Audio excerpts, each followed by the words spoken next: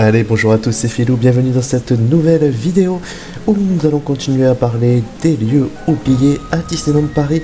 Je vous ai dit qu'il y en avait 4 à découvrir, je vous en ai fait 2 dans une précédente vidéo et maintenant nous allons faire les 2 autres. Et je vous dis qu'il faut entrer à pas de loup dans un sombre donjon du château, qui à l'intérieur se trouve un effroyable prisonnier.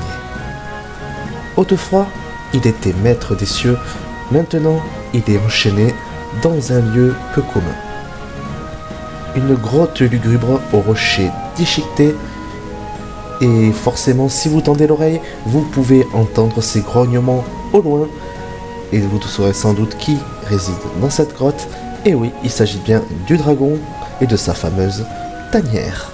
Mais la question est, comment rendre visite à ce fameux dragon ?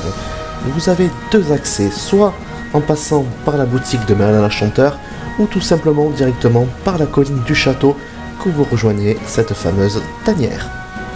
Mais ne vous inquiétez pas, ce dragon ne fait pas peur aux enfants. C'est un animatronics de 27 mètres de long et qui se réveille environ tous les 5 minutes, qui a été construit par les imaginaires de Disneyland Paris. Mais contrairement aux idées reçues, ce dragon n'est absolument pas méchant, c'est juste un spécimen mâle qui a été élevé en cachette par Merlin l'Enchanteur. Par contre, ce qu'on ne vous dit pas forcément, c'est que sur cette tanière, 2 dessins animés de Disney sont mélangés, que ce soit La Belle Redormant et le fameux Merlin l'Enchanteur. C'est pour ça qu'on retrouve les cornes de Maléfique sur la plaque d'entrée qui se trouve au début de la tanière, et la boutique de Merlin représente l'endroit où il loge pour éduquer le jeune moustique. Je sais pas si vous en souvenez, avec un donjon délabré, etc. Et voilà, donc on y retrouve à l'intérieur ces fameux objets, dont la fameuse maquette de l'avion. Voilà pour le lieu oublié qui était la tanière du dragon. Alors nous allons passer ensuite à la dernière, qui est le mystère du Nautilus. Alors, pour ceux qui connaissent pas forcément, ou ceux qui connaissent, le mystère du Nautilus est une attraction unique qui reprend les thèmes de l'œuvre de Jules Verne.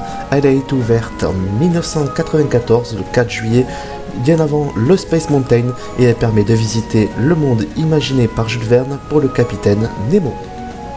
Mais elle est surtout inspirée de l'œuvre de Walt Disney Pictures en 1954 qui s'appelait 20 000 lieues sous les mers.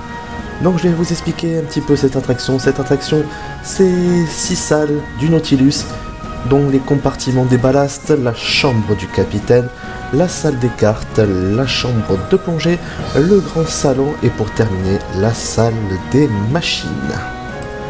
Alors je vais vous faire quelques petites confidences sur cette attraction où le Nautilus a été équipé de modèles réduits et aussi on s'est occupé des esquisses. Cette personne s'appelait Tom Sherman et pour tout son travail fait dans cette attraction, il a été nommé amiral du Nautilus.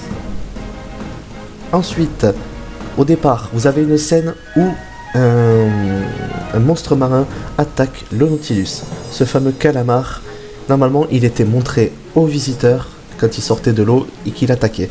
Mais malheureusement, pour des problèmes techniques et budgétaires, ils ont dû raccourcir la scène, donc forcément, vous ne le voyez plus. Moi, c'est vrai que je l'ai connu quand il attaquait, mais j'étais tout petit, donc...